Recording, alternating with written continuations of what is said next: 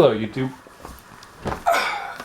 So today, we're actually, instead of doing any sort of model building or model painting, I actually got a request recently to kind of talk about the lore as to why I would have picked the Blood Angels, and I thought, a good way to do that is actually to read from the introduction excerpt, however you say that, from the Formations book for my chapter. This is not from the chapter codex, but this does have the same kind of intro that it would normally have, so I figured it'd be a pretty good way to kind of introduce the Blood Angels as a whole in terms of their beliefs and kind of where they're coming from. I personally have always just liked the look of them. I like the way that they're kind of designed, and again, like the attributations with like the Space Hulk game, which you can find on my channel already. Those are the Blood Angels. They've just done a lot of interesting stuff that the other chapters really don't get to do, and I've always found that quite appealing personally. So I'm just gonna read you guys the first page of this book. As you can see, there is only one page, because then it just moves on to like the main heavy thick lore stuff, and I'm gonna see how you guys respond to this before I start actually just reading the entire book to you, because I don't want to read the whole book unless I'm asked, because there is a lot of stuff here and a lot of it won't make sense, but I'm going to try and read through this as quick as I can and kind of explain anything that I think wouldn't make sense after the fact, and I might even make a follow-up video to this just to kind of explain what they're talking about here, because there's a lot of fluff lore that isn't explained very well, because lore is kind of pieced together. So anyway, without further ado, this is The Blood of Sanguinius, introduction.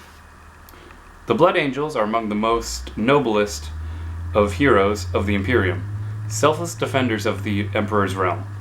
Even amongst the Space Marines, the strength and courage of this chapter is the stuff of legend.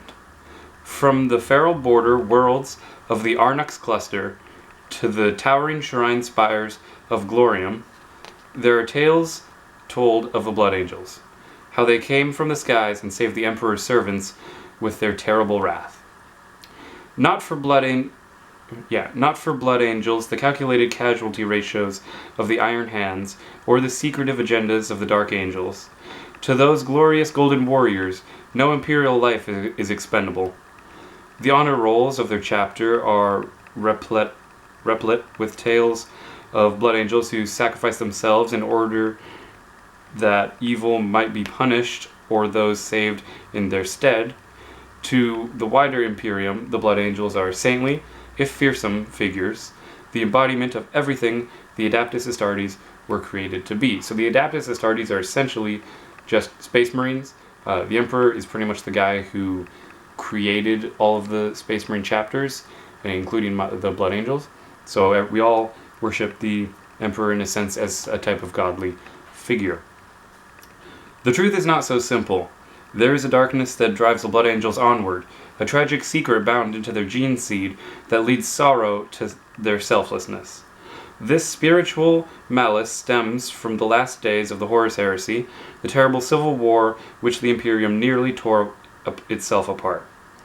Led by the traitorous War Master Horus, fully half the Emperor's Space Marine legions turned against their master and clove a road of ruin through the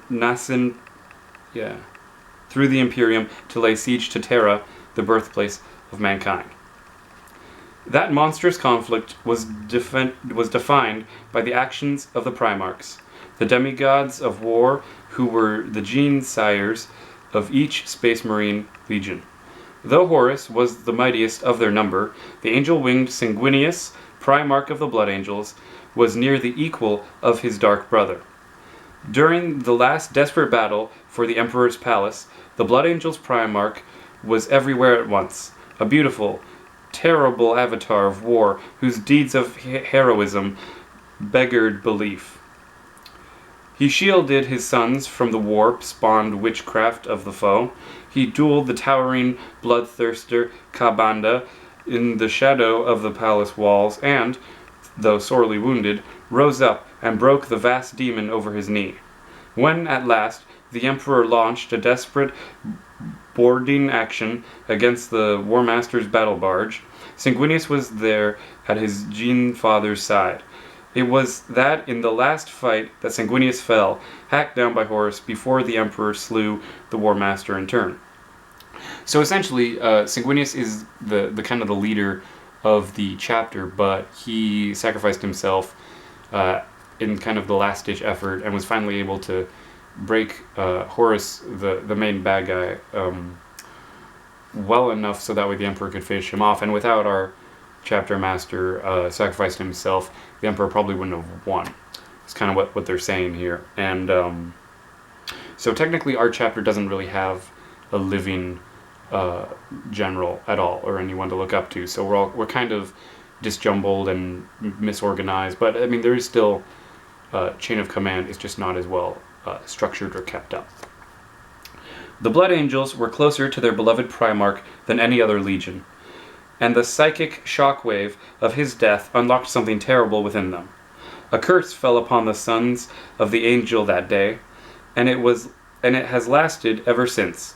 A red thirst lurks within their souls, a frenzied battle lust that they must hold at bay every waking moment of every day.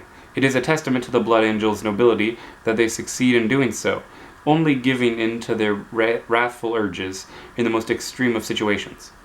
Worse is the Black Rage. Where the red thirst is a physical defect, the rage is a spiritual darkness lodged like a splinter in the chapter's soul. Should a blood angel give into his shadow, he is driven inconceivably mad. He falls into raving hallucinations of the final battle for the Emperor's palace, or else believes himself Sanguinius, fighting amidst the horrors of the War Master's tainted battle barge.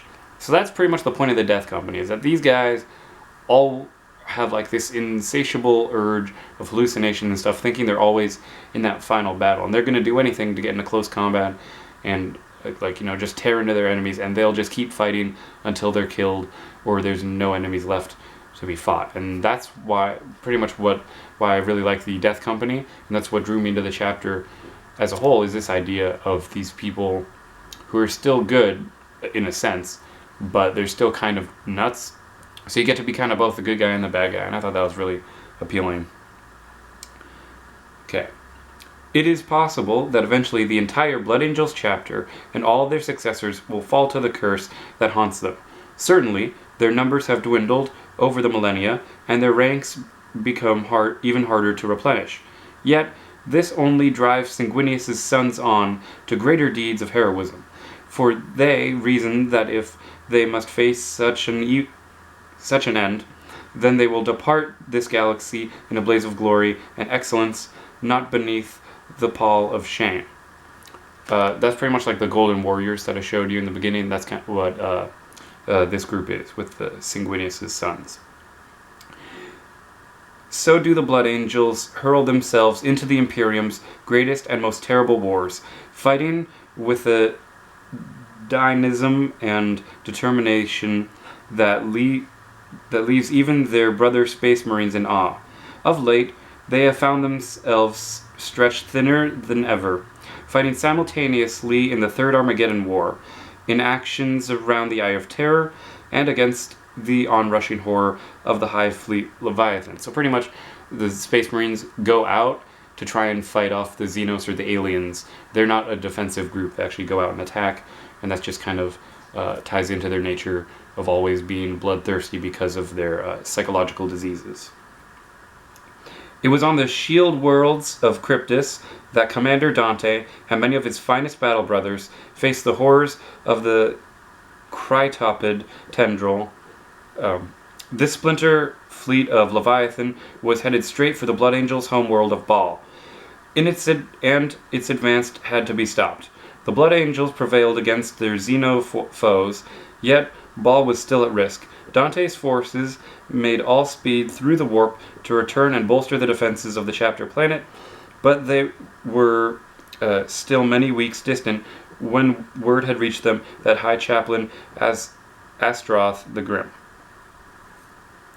Oh, from it. Okay, so this chaplain guy gave Dante the message to let him know it was kind of too late.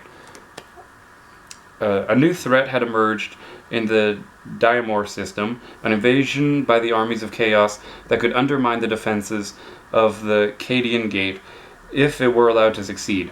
Already the chaplain was en route at the head of the Blood Angels' 5th Company, but greater strength will be required to defeat the traitorous foe. Alright, so it sounds like that the pretty much Chaos tried to invade the home world of the Blood Angels chapter. So Dante, who is actually one of a golden warrior, he's a Sanguinius son who commands armies in his own right. But according to this, they're pretty much saying that the Death Company chaplain, who you saw me painting in an earlier episode, was pretty much going to be there on his own with whatever Space Marines he could muster at the time. With a heavy heart, Commander Dante diverted much of his own force, knowing that every warrior sent away was another who could not defend Baal. Yet they were the Blood Angels, they could do no less. Dante pressed on towards Baal with little more than an honor guard at his side, while the rest of his warriors turned their craft and made warp for the Diamor system. So pretty much a system kind of called out, asking for help, and Dante had to split his army. And that's why in the game you can actually play as Dante with his what are they called? The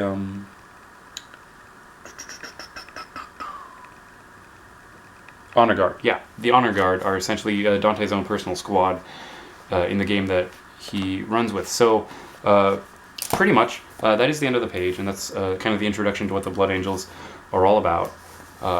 Big key topics for that is that we don't have a chapter leader. Most of our guys are pretty much insane. Some guys are too insane to be controlled, and they're put into their own company, which is what the Death Company are. Pretty much, we're like the superhero guys. We kind of go out. Anytime someone calls for us, we're like the most aggressive chapter of all of them. We love getting into close combat fights. That's kind of what we do. Our homeworld is constantly being invaded by chaos, and the Death Company are pretty much there to protect the home world, but they do get sent out and such. So yeah, that's the first page of the new lore for the Blood Angels that just came out. This is a very new copy, so this is definitely updated and should be valid for quite a while. And that should be about it. So I hope you guys liked the reading of the first page of this. If you do want to hear about more lore, or you want something to be elaborated on a bit better, I'm happy to do so, but I don't want to take up too much of your time. So, as always, guys, I'm Elwirfy, and I'll see you guys next time.